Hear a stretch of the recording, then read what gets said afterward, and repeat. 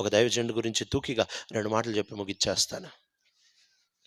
హెబ్రోన్‌లో ఓ దైవజనుడు ప్రభు ఓ దైవ సేవకుడు ప్రభు తన్ని సేవకు పిలిచారని చెప్పి చెబితే భక్సింగ్ గారు ఆయన్ని హెబ్రోన్ రమ్మన్నారు. సరే హెబ్రోన్‌కి రమ్మనేటప్పటికి ఆయన కట్టుబట్టలతో ఉన్నారంట. వస్తానులే అని అనుకుంటే పక్కనుండే వాళ్ళు అంటున్నారంట, ఆయన పిలవడమే ఎక్కువ, రేపు మళ్ళీ వస్తానంటే వద్దంటాడు, ఎట్టున్నావు వెళ్ళిపో అన్నాడంట. నా ఇంట్లో కూడా చెప్పలేదురా నాయన, మా అమ్మకి చెప్పలేదు, మా నాన్నకి చెప్పలేదు, అందరూ టెన్షన్ తీసుకుంటారు. అప్పుడు ఫోన్లు లేవు కదా. ఇక ఆ టెన్షన్ అంతా పక్కన పెట్టి ఆయన మళ్ళీ నిన్ను వద్దా అంటాడు. ఇది ఏంది, ఇంటికన్నా వెళ్ళి చెప్పొద్దా, వద్దంటాడు ఆయన అని చెప్పి వీళ్ళు బలవంతంగా ఆయన దోసేశారు హెబ్రోన్ వ్యాన్లోకి. ఎక్కిచ్చేశారు వ్యాన్. ఆయన హెబ్రోన్లో దిగారు. వీళ్ళ అమ్మ నాన్నగా అందరూ ఈ కొడుకు వెళ్ళాడు రాలే. తర్వాత తెలిసింది ఆయన ఇదేమి సేవా, పిలిచిన ఆయన ఎవరు, వెళ్ళిపోయినాడు, వీడికి ఏమైంది, అటు పిలిస్తే ఇటు వెళ్ళిపోతారా, మేమేమైపోవాలి. సరే వెళ్ళిపోయిన తర్వాత ఇక ఓ రోజు పడుకున్నారంట. పడుకొని పొద్దున్న లేచేటప్పుడు నిదానంగా లేచారంట.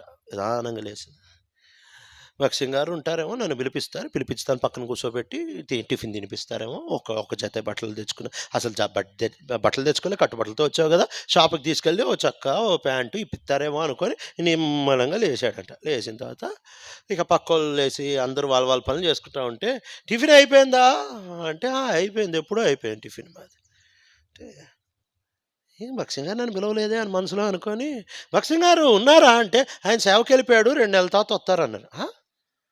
పిలిపించాడు, పెట్టారు, వెళ్ళిపోయాడా, 2 నెలల తర్వాత వస్తాడంటే నేను, నా సంగతి ఏంటి, నా కథ ఏంటి, నా గురించి ఏం చెప్పలేదా. ఇటు అందరూ వస్తూ ఉంటారు, ఒక్కొక్కరి గురించి ఏం చెప్పరు.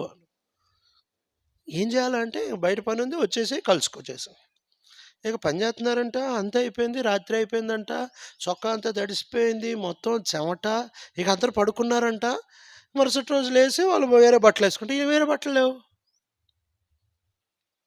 ఎదుటింటున్న ప్రతి పని చేస్తూ వచ్చాడంట.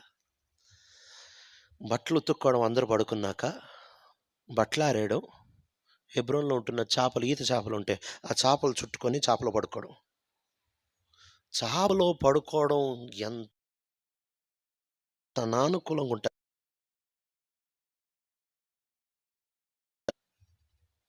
అది కూడా బట్టలు లేకుండా. ప్రతిరోజు రాత్రి ఉతుక్కోవాలా, సాపు చుట్టుకొని పడుకోవాలా, ఆ తర్వాత తీసి పొద్దున్న అందరు లేవక మునుకే పరిగెత్తుకుంటూ వెళ్ళి బట్టలు వేసుకోవాలి.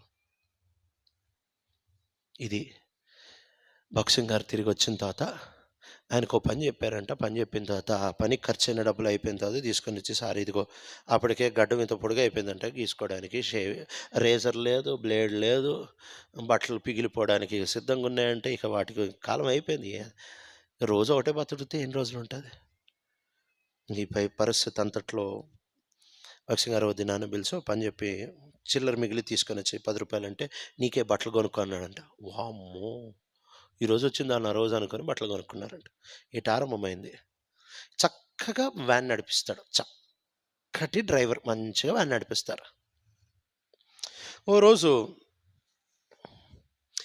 ఆయన హెబ్రోన్కి భక్సింగ్ గారు వ్యాన్ కొన్నారంట, కొత్త వ్యాన్ కొన్నారంట. కొనిన తర్వాత ఈయన పిలిచారంట. పిలిచి, ఇదిగో, ఈరోజు నుంచి మనం కొత్తగా ఒక వాహనం కొన్నావు, నువ్వు డ్రైవింగ్ బాగా చేస్తావు కాబట్టి తాళాలు తీసుకో, ఈరోజు నుంచే నువ్వేం డ్రైవింగ్ చేయాలా అని తాళాలు ఇచ్చారట.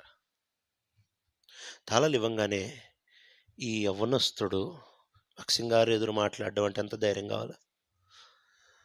ఆ తాళాలు అలా పట్టుకొని ఉంటే ఆయనతో అన్నారంట, నాకు డ్రైవింగ్ వచ్చు, కానీ నా పిలుపు డ్రైవింగ్ కాదు, నేను డ్రైవింగ్ చేయను అన్నాడంట. భక్సింగ్ గారు షాక్ అంట, జనం అంతా షాక్ అంట. పెద్దోళ్ళందరూ పనులు కొనుక్కొని, అట్లా చెప్పర్రా నాయన పెద్దోళ్ళకి, అదేదో మాకు చెప్తే నిదానంగా చెప్పేవాళ్ళు కదా. ఇక బయటకు వచ్చిన తర్వాత బుద్ధి ఉందా అటు చెప్తాడు.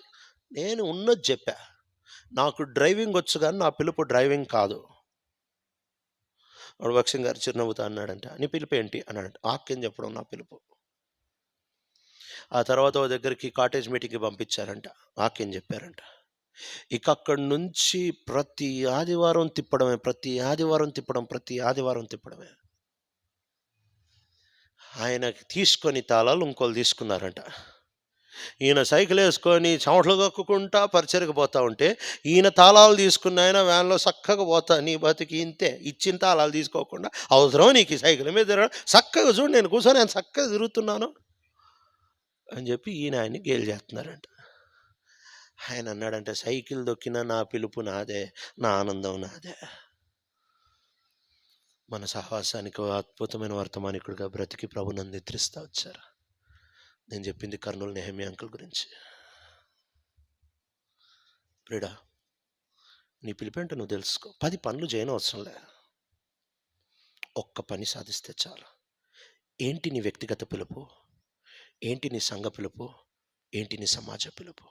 ఒక భక్తి కలిగిన దైవజనుడు తయారు కావాలంటే తన పిలుపు తెలుసుకొని అవసరం లేనిది విడిచి ఆ పిలుపులో మిగిలిపోతే చాలు.